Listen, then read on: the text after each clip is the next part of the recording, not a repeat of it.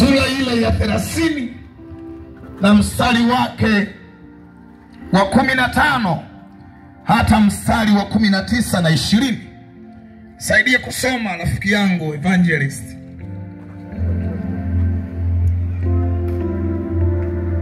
Kumbukumbu la Torati sura ya 30 na mstari wake wa 15, wa 19 na mstari wa 20.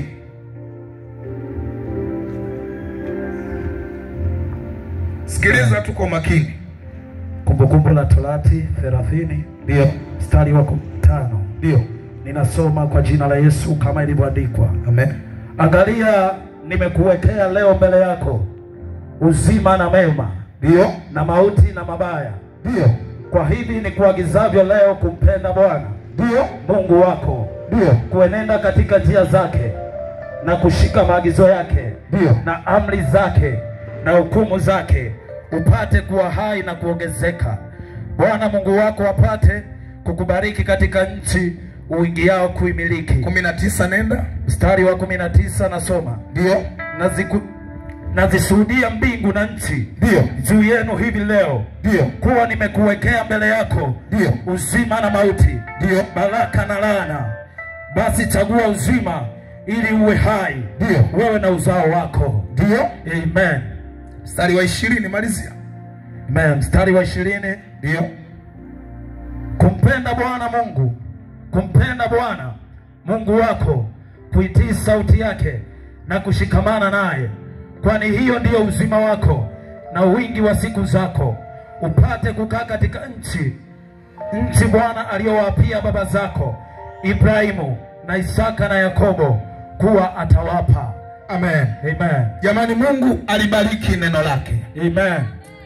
Nimesoma kitabu hiki cha Kumbukumbu la Torati.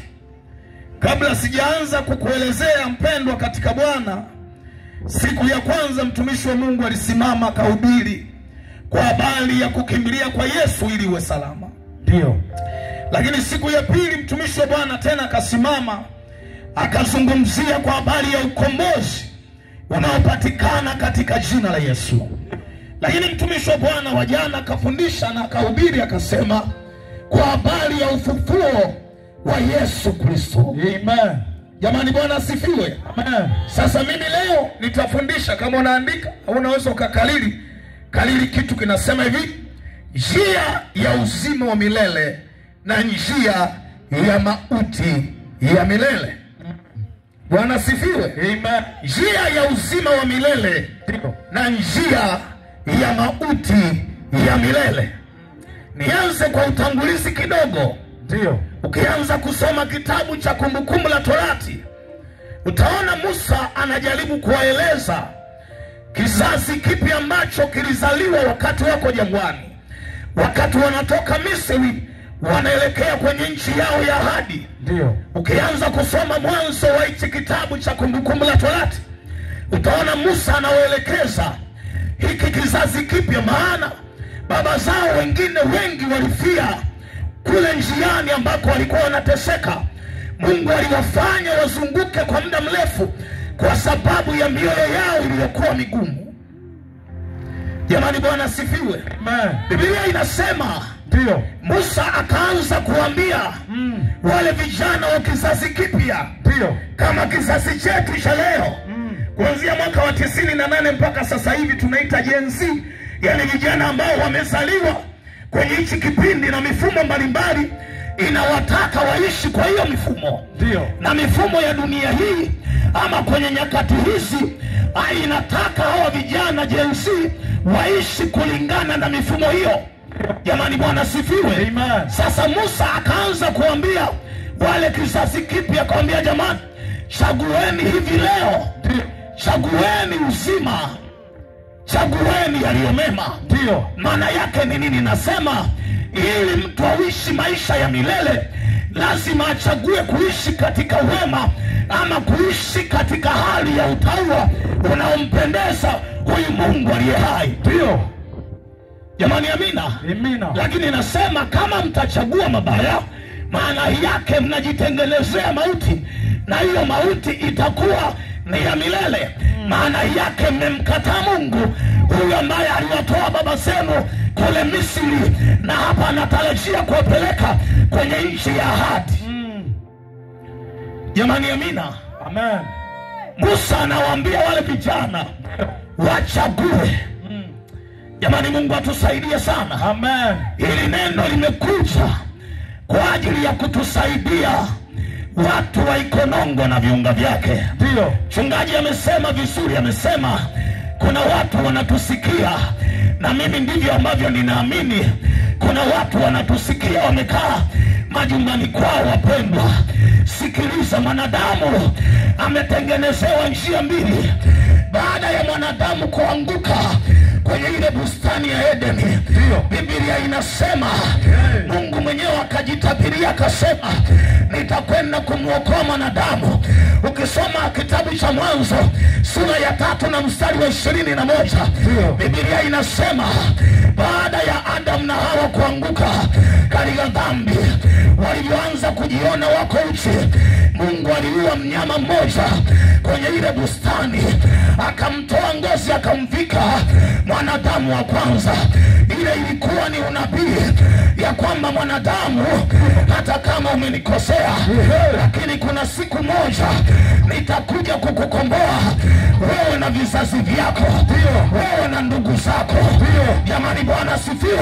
Amen. Baada ya namna hiyo, tunaona Mungu anatengeneza mazingira ya kumtafuta mwanadamu. Nataka niwaambie watu wa Iringa, ndugu zangu, Mungu alitutafuta kwa gharama. Baba alitutafuta kwa gharama. Biblia inasema wakati ule Yesu amezaliwa, na alipozaliwa alikuja kwa watu ambao hawana tumaini, kwa watu ambao walikuwa wamepoteza tumaini kama mimi na wewe. Wale watu waliokuwa wamepoteza tumaini, alikuja kwa ajili yao. Na alivyokuja kwa ajili yao, Biblia inasema alipigwa kwa ajili yao. Alivyopigwa kwa ajili yao, mtumishi wa Bwana wa jana kafundisha kwa habari ya ufufuo wa Yesu Kristo. Ufufuo wa Yesu Kristo ulikuwa na maana. Ulikuja kuonyesha mwanadamu, ulikuja kumtambulisha mwanadamu ya kwamba mwanadamu unachagua njia ipi. Je, njia ya uzima au njia ya mauti? Katika jina la Yesu aliyeahidu sema amina. Amina. Amen. Biblia inasema Yesu akapigwa msalabani. Na alivyopigwa msalabani, Biblia inasema alivyotundikwa msalabani, wale waliokuwa wanamtesa walimchoma ukuki wa ubavuni. Walivyomchoma ukuki wa ubavuni, Biblia yangu inaandika damu na maji vilimtoka. Baada ya damu na maji vilimtoka, wataalamu wa Biblia wametafsiri, wanasema ya kwamba Mungu alituzaa wa Tanzania. Mungu alizaa makabila, Mungu alizaa watu wa kila aina. Na ndio maana malaika mbinguni wanaimba, wanasema wewe Bwana unastahili kukitoa kile kitabu, maana wewe ndiye ambaye ulimnunulia Bwana watu wa kila kabila. Maana wewe Bwana ulimnunulia Bwana watu wa kila rangi, watu ambao walikuwa wafai, Bwana akawanunua wakawa wanafaa.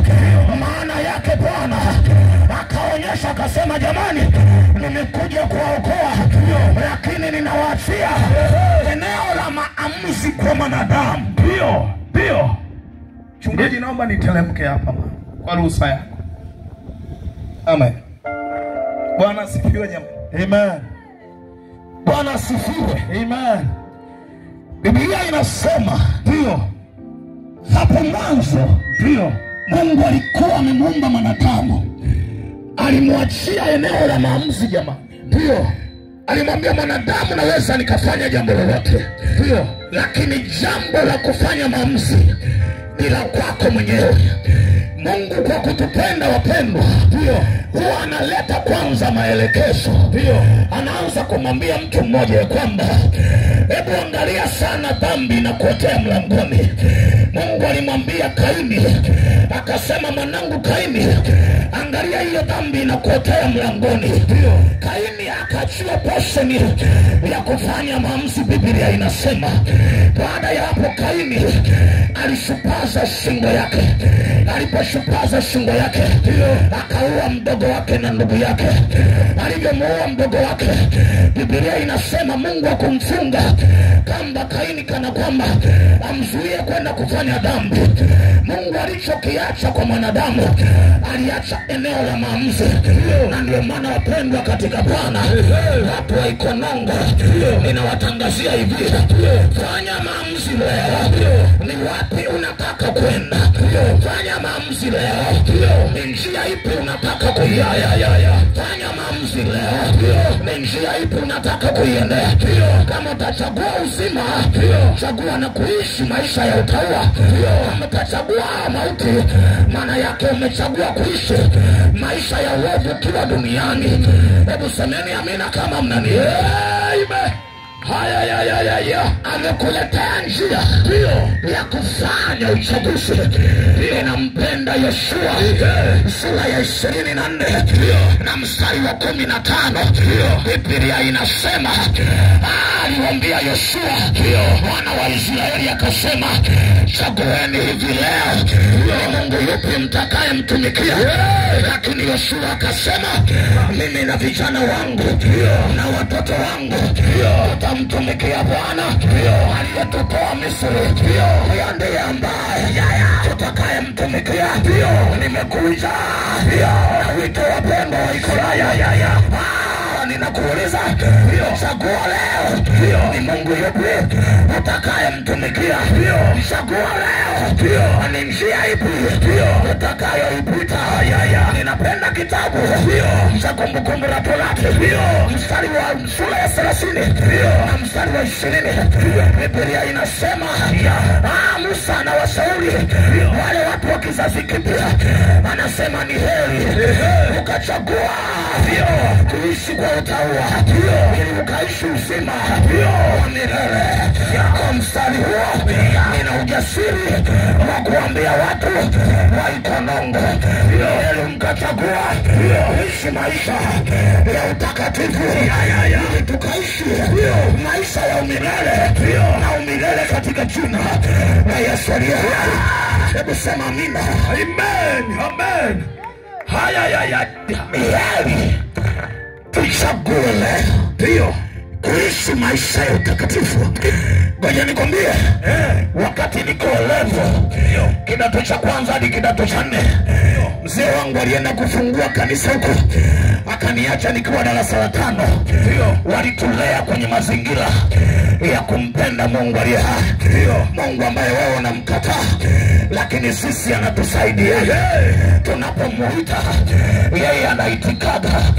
Wakati nimefika kidato cha kwanza, kidato cha pili, nilikuwa ninafahamika tu yule mtoto ameokoka, na vijana wenzetu walikuwa wanatucheka wakikuta wazazi wetu kanisani wanaomba, wanaomboleza, wanasema Pasco, mbona wazazi wenu waga wanalialia pale kanisani?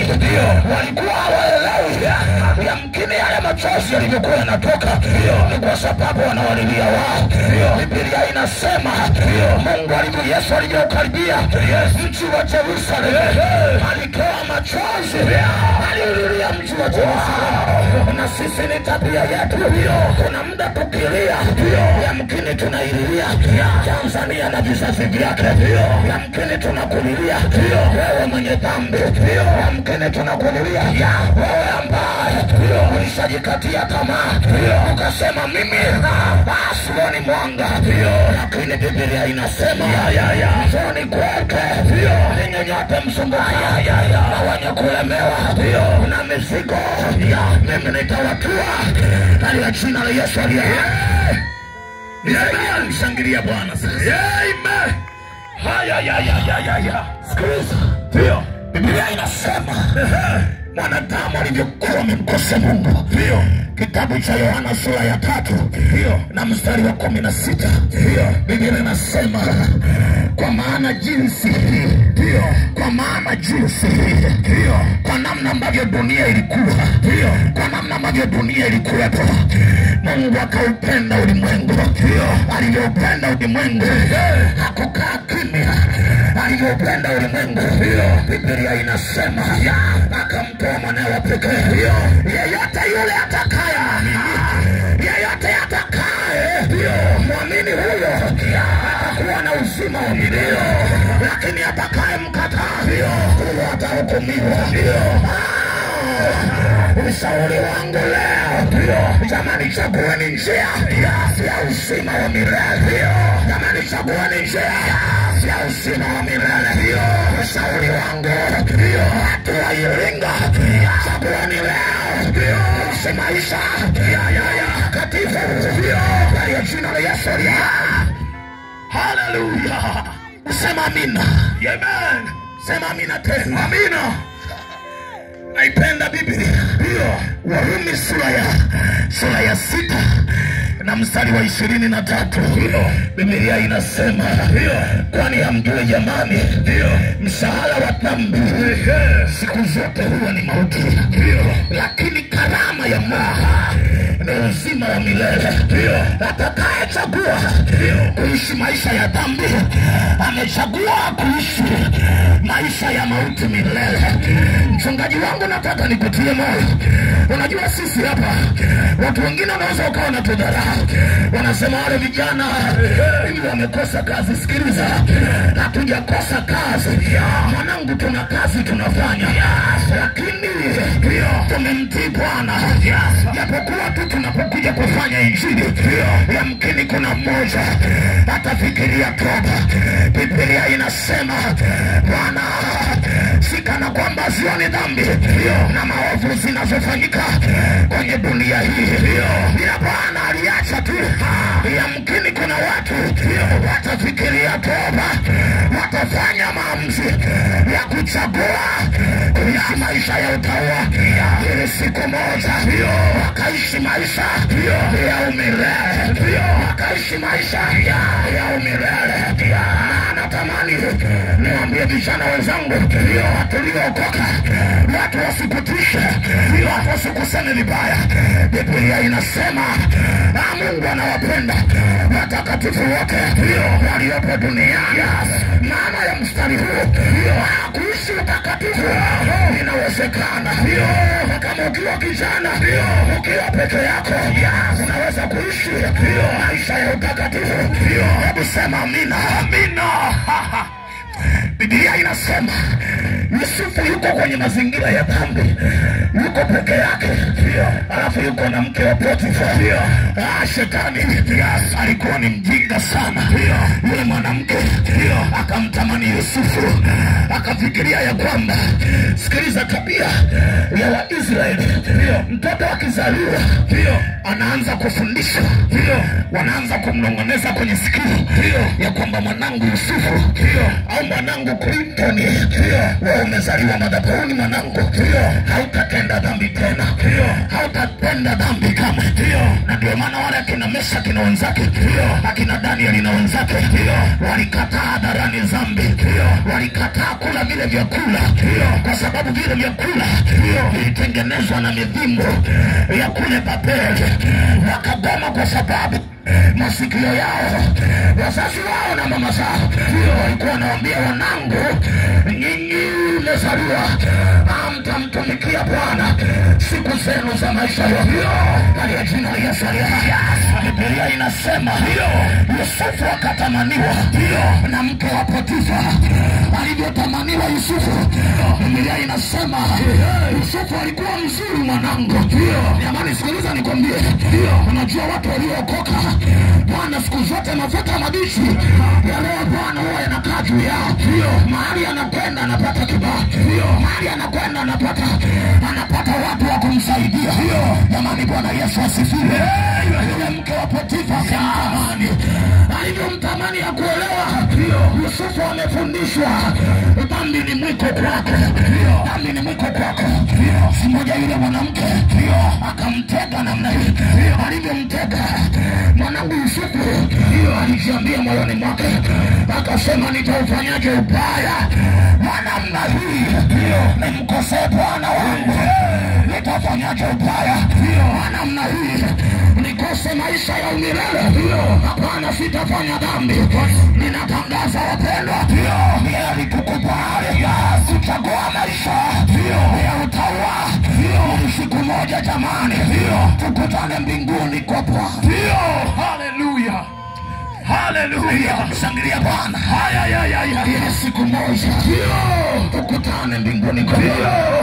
Musa akawaambia wale majenzi, Musa akawaambia watu wa kizazi kipya, na mimi jamani nawaambia ya kwamba ni heri tukachagua kutenda yaliyo mema ili tukaishi maisha ya umilele. Kutenda yaliyo mema ili tukaishi maisha ya umilele. Dunia isikudanganye, dunia inapita. Biblia inasema mambo yote duniani yatapita, kila kitu kitapita, lakini neno la Bwana litadumu vizazi hata vizazi. Neno la Bwana litaishi vizazi na vizazi. Maana yake ni neno, maana neno ni Yesu Kristo. Ndio maana Biblia inasema hapo mwanzo kulikuwepo neno, na huyo neno alikuwa ni Mungu, na uzima wa wanadamu wote ulikuwa katika neno. Ndio maana Biblia inajifafanua vizuri, inasema mambo yote yatapita, dunia itapita, zina itapita, starehe zote zitapita, anasa zote zitapita, kila jambo litapita, lakini neno ni Mungu mwenyewe atadumu milele, ndiye ambaye atakuja kuokoa. Haleluya jamani, amina. Hebu mshangilie Bwana Yesu kwa makofi. Ndio jamani, watu wa Ikonongo mnanielewa? Jamani, niwatie moyo mliokoka ninyi. Ndio mtu asikutishe eti. Unajua kuna watu wanaweza kuwa wanatuona kana kwamba hatufai. Sikiliza, hata tunapokuwa darasani ukivaa t-shirt imemwandika Yesu, kuna watu wanakuona ni kana kwamba umepungukiwa baadhi ya vitu. Halafu sikiliza, Biblia inasema msivitazame vitu vinavyoonekana, msiviangalie vitu vinavyoonekana, kwa sababu vinavyoonekana haviwezi kuwafikisha mahali popote. Wale watu hawatuelewi, wakiona tunamtaja Yesu wengine wanatuchukia, wanasema huyu jamaa vipi? Lakini sikiliza nikwambie, Yesu akiwa ndani mwetu mwanadamu atatutenda nini? Hivyo Daudi anasema, jamani ninatangaza tukimbilieni utakatifu, tuachane na maisha ya dhambi. Umefanya dhambi vya kutosha, umelewa vya kutosha, umefanya ukaba vya kutosha, umefanya zinaa za kutosha, umefanya ushirikina, umeua watoto wa watu, umeua waume za watu, umeua wake za watu. Imetosha basi. Hii ni sauti ya Bwana. Yohana akasema ni sauti ya mtu aliye nyikani. Ninakuita mwanadamu, ninakuita Mtanzania, ninakuita Mtanzania, geuka kwa toba ya kweli, geuka kwa toba ya kweli, ili Bwana awe Mungu wako, ili Bwana akusaidie kushinda dhambi. Jamani, haleluya. Nenda waraka wa Tito sura ya 2 na mstari wa 11. Biblia inasema kwa maana neema ya wokovu imefunuliwa. Neema ya wokovu iokoayo wanadamu imefunuliwa, na hiyo neema inawafundisha watu wa Iringa kukataa ubaya, kukataa dhambi, kukataa kila ubaya, kila aina. Jamani, geukeni leo, geuka leo. Yase Bwana akusaidia. Ndio jamani, haleluya, amen. Unajua kuna muda mwingine mwaka jana tulikuwa Kiela. Ndio mani wapendwa, ndio na watu huwa hawaelewi. Unakuta tunahubiri, jasho huwa linatoka, ndio, na tunaumia vya kutosha, ndio, Kwa sababu tu ndio yamkini kuna mtu tageuka anasema mbona yule kijana anaongea sana, hebu ngoja nigeuke, yamkini naweza nikasaidiwa. Ndio Biblia inasema ndio yule anayeshupaza shingo yake ndio siku zote huwa inavunjika. Ndio huwa inavunjika siku zote. Nataka niseme watu wa Ikonongo mliotoka, kazi ya kuanzia Jumatano mpaka kesho hiyo itakumbukwa vizazi na vizazi. Na kuna watu wanapita mahali hapa wanaona kana kwamba tumekosa majukumu ya kufanya, lakini kazi ya Bwana na ile jasho lililotolewa hapa nakwambia litakumbukwa, na injili itakumbukwa, na injili itakumbukwa. Lakini nakutafadhalisha wewe mwanadamu, ni heri ukachagua, ni heri ukachagua, ni heri ukachagua, ni heri ukachagua uishi maisha ya utakatifu, ili siku moja tukakutane mbinguni kwa Bwana, ili siku moja tukakutane mbinguni kwa Bwana. Biblia inasema hatutaimba wimbo wa mwana kondoo, lakini watu wa Agano la Kale wataimba wimbo wa Musa. Nisaidie kiti mwanangu hapo, katika jina la Yesu aliye hai. Nisaidie kitu kimoja hapo, uchangamka yeye, katika jina la Yesu aliye hai. Biblia inasema tutakapofika mbinguni, akina Musa na akina Abrahamu, akina Joshua wote wataimba wimbo wa Musa. Tutakaa namna hii, akina Zedi wanapiga vinanda, alafu tutakaa tutasema Musa, tunataka tuone ulivyokuwa unamsifu Bwana. Alafu tutatulia watu wa Agano Jipya, tuangalie watu wa Agano la Kale walikuwa wanaimba namna gani. Wataimba kina Abrahamu, wataimba namna hiyo. Wakisha maliza namwambia Abrahamu, hebu sogea kidogo, tuimbe wimbo wa mwana kondoo. Watu wa kizazi kipya nakwambia tutaimba, tutapiga magoti, tunasema Yesu unastahili mwana kondoo. Ukichukua kile kitabu, kile kitabu kina majina ya watu walioishi maisha ya utakatifu, tutaimba mwana kondoo mstahili wakamnunulia Bwana. Watu wa kila kabila inawatia moyo kwendeni mbinguni kwa Bwana, inawatia moyo watu wa Iringa kwendeni mbinguni kwa Bwana, katika jina la Yesu. Ndio jamani, haleluya, amen. Moyo wangu unaumia sana.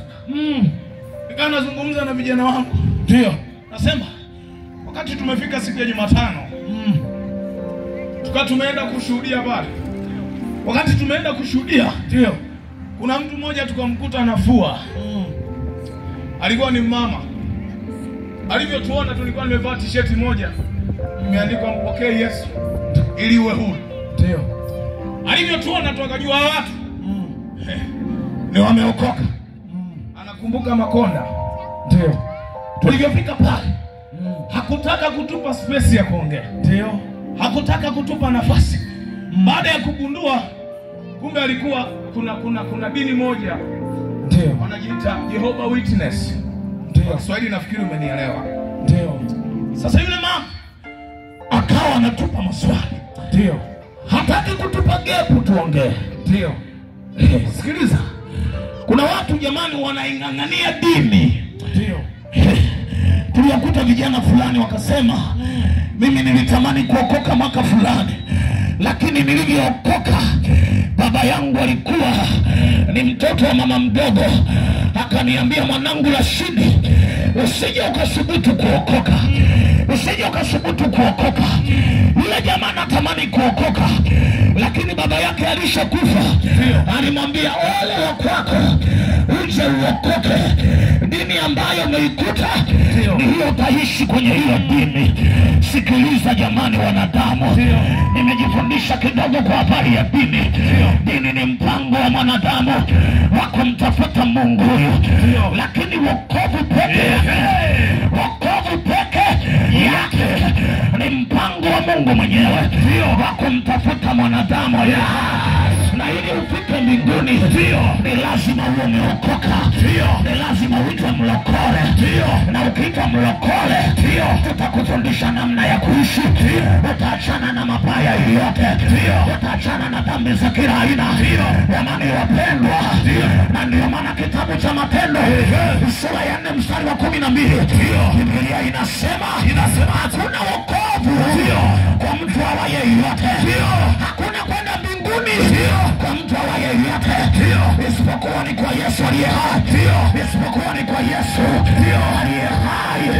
Sura ya 14 ya Yohana mstari wa 6 Yesu anamwambia Tomaso, mimi ni Mungu, mimi ni ile njia ya kweli, mimi ni ile njia ya kweli na uzima.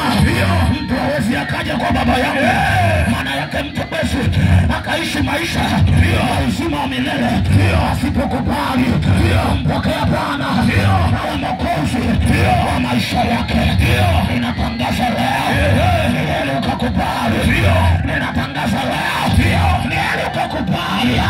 Ninatangaza mbele ya mchungaji, ni heri ukakubali ukaishi maisha ya utakatifu ili siku moja twende mbinguni kwa Bwana. Ni heri ukakubali. Katika jina la Yesu aliye hai. Nisaidie kusimama sasa. Nisaidie kusimama. Amen. Naweza ukasimama mahali ulipo kwa kumheshimu Mungu. Mungu ambaye amesema na sisi kwa lugha ya upole, kwa lugha ya wito. Mpango na sisi. Hautaki kwenye huruma ulionayo. Utabaki kwenye huduma hiyo ambayo ni ya chini kwa kiwango hivyo. Hautabaki kwenye maisha ya kuonewa na nguvu za kichawi. Ni leo ukachagua uzima. Ni heri leo ukachagua uzima. Mbele yako mtumishi wa Bwana akasema ya kwamba umeandikiwa uzima na mauti, lakini ni uamuzi wako kuchagua uzima. Nasi tumekuja ili uchague uzima. Usiangalie dini yako, usiangalie kabila yako, usiangalie upekee wako, uchague uzima kwa jina la Yesu. Zamani haleluya. Amen. Zamani haleluya. Amen. Naomba tusogee sasa, tusogee wapendwa, tusiogope. Tusogee tu, wala usiogope. Wote tusogee. Tulioko nyuma na tulioko barabarani tunaweza tukasogea mahali hapa. Na watoto hapo, mama hapo, naomba wote tusogee.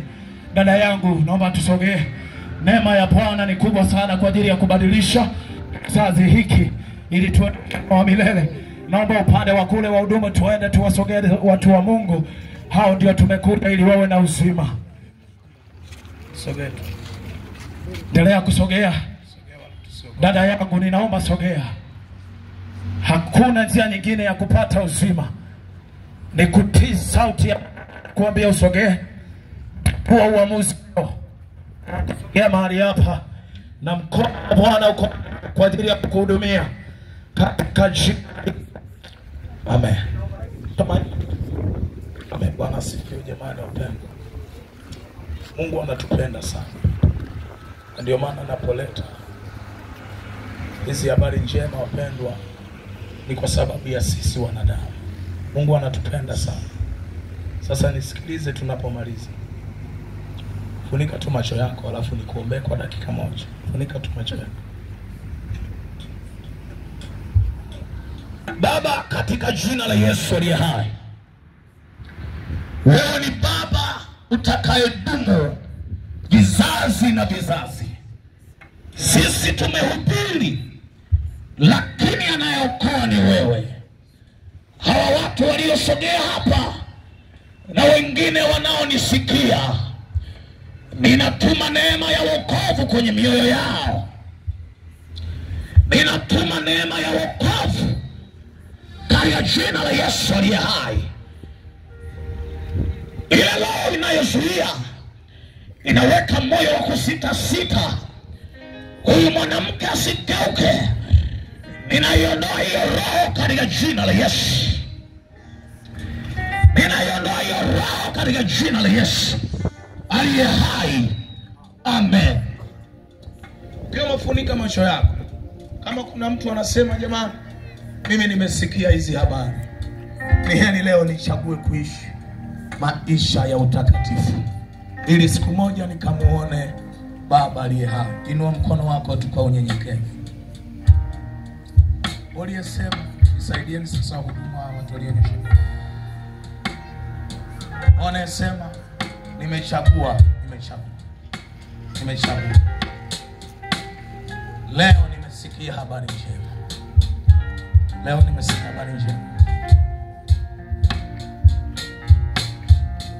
Nimesikia habari njema.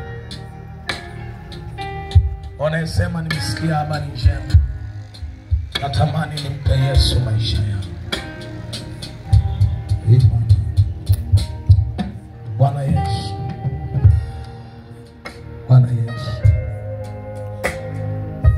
Hii injili haitaenda bure. Kwa mara ya mwisho, ambaye bado una sita, unasema mimi jamani nimeamua leo kumpa Yesu maisha yangu. Naomba usigome wala usione aibu. Nyanyua mkono wako kwa mara ya mwisho. Kama hawatakuwepo, tutaendelea na hao waliosubiri mbele. Naomba nyanyua mkono wako.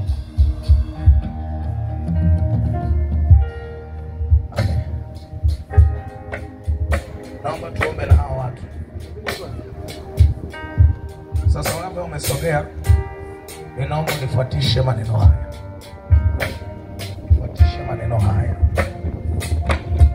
Asante sana watu wa muziki. Fuatisha maneno haya. Sema, Bwana Yesu, ninasogea mbele zako. Asante Yesu kwa injili hii na kwa neno lako. Asante Yesu kwa sababu ya maisha yangu. Nimekubali leo hii uwe Bwana na Mwokozi wa maisha yangu. Bwana Yesu, nimekubali kwa moyo wangu na kwa akili zangu uwe Bwana na Mwokozi wa maisha yangu. Ninamkataa shetani na kazi zake zote. Ninamkataa shetani na dhambi zake zote. Yesu, futa jina langu kwenye kitabu cha hukumu. Andika jina langu kwenye kitabu cha uzima. Kuanzia leo nitakutumikia wewe. Ninakupa moyo wangu. Unisaidie na unitengeneze katika jina la Yesu. Amen. Sasa ngoja nikuombee alafu Mungu akubariki sana. Baba, katika jina la Yesu aliye hai. Kwa jina la Yesu. Asante kwa binti huyu Baba, na asante kwa ajili ya watoto hawa ambao kwa sababu ya kazi wamewakilisha kundi kubwa kwenye imetika.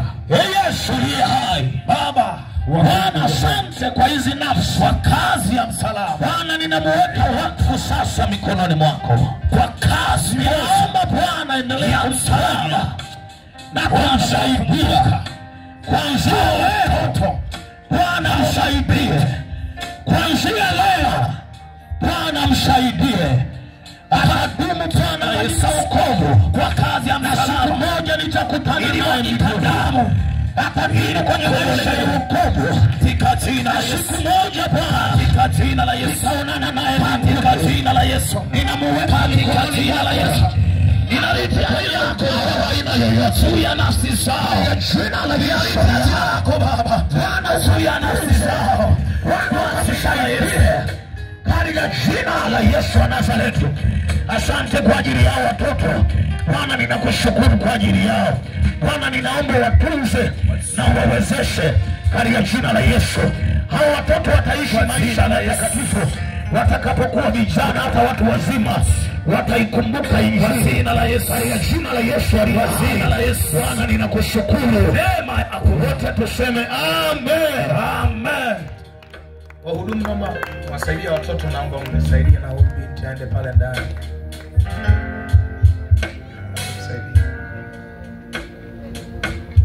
Watoto wengine ni hapa kanisani kwa tunashika. Sawa.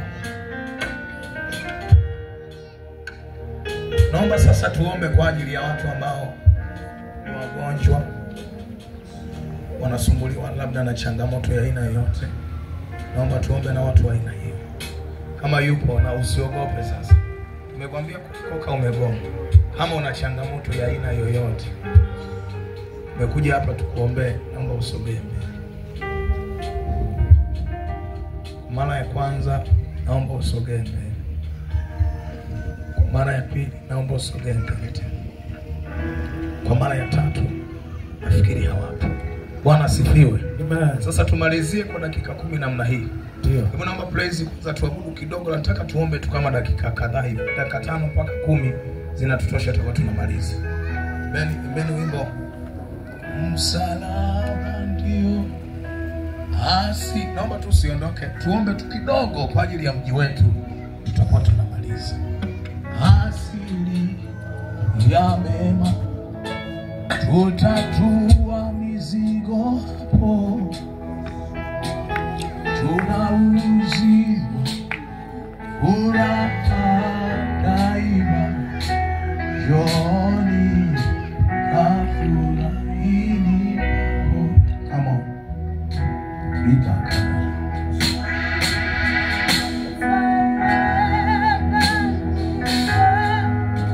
Naomba tuabudu kidogo, then tuombe kwa dakika chache la kuomba.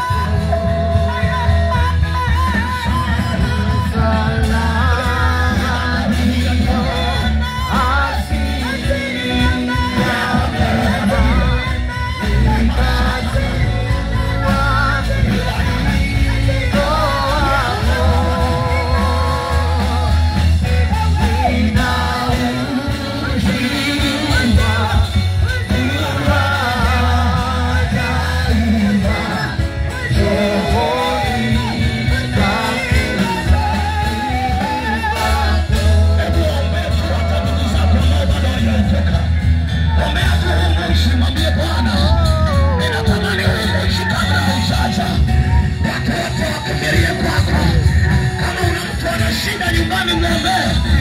Ndio muda wa kuombea.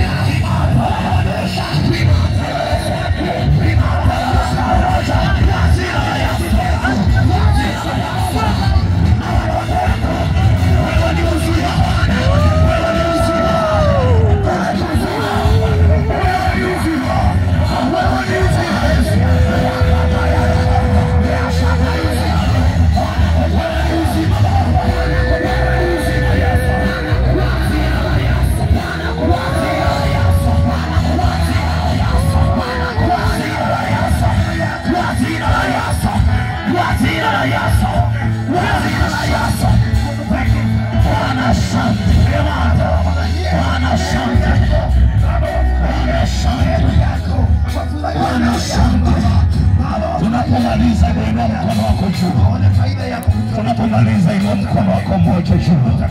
Asante sana watu wa vyombo. Bwana asante kwa sababu ya nafsi hizi. Bwana ulituombea neema. Ukasema atakayevumilia mpaka mwisho ndiye atakayeokoka. Tumeinua mikono yetu Bwana kama kanisa lako. Bwana tukiomba tupe neema ya kuingia mbinguni. Tupe neema ya kuingia mbinguni. Hawa watu Bwana ninawaombea, wape neema ya kuingia mbinguni. Tusije tukawa tumefunga bure, tumetoa bure.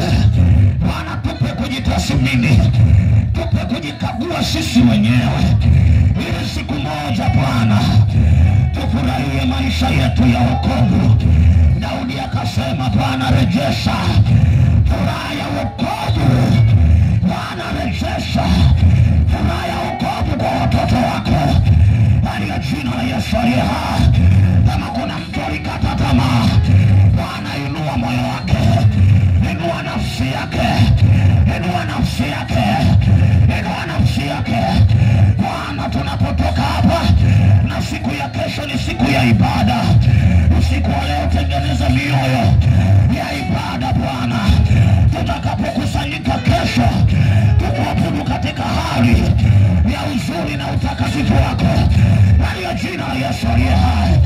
Tunaombea na ambao wako majumbani, neema yako ikafike kwao, neema ya wokovu ikafike kwao, katika jina la Yesu aliye hai. Mungu atubariki sana. Karibu mchungaji.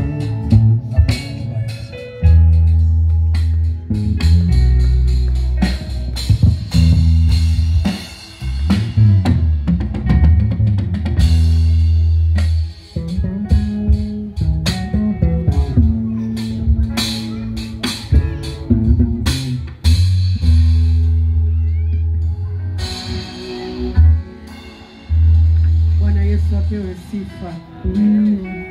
Bwana apewe sifa wapendwa. Kweli ninaweza nikasema kama ni kuongea, Mungu ameongea. Ameongea Mungu. Ameongea na kila mwenye sikio la kusikia. Lakini tuna wageni ambao wapo katikati yetu. Wale wageni wa kiume wataonana na Dickson. Wageni wa kike nitaonana nao mimi mwenyewe. Tunao wageni wetu mlio tutembelea, nyosha mkono. Nina mazungumzo machache na wageni. Wageni wapo wawili hawa nitaongea nao mimi mwenyewe. Amen. Nimlete muda huu sasa katibu wetu wa kanisa ajiahirishe kipindi. Kesho tuna ibada saa 3 kamili. Tunawakaribisha wote, lakini wenyeji mjitahidi kuwahi. Tuna ibada kesho kuanzia saa 3 kamili, wenyeji tuwahi. Lakini na wageni wetu wote tunawakaribisha kwenye ibada yetu ya kesho. Hao walionyosha mikono naomba nikutane nao kwa dakika chache. Katibu, njoo uahirishe ibada.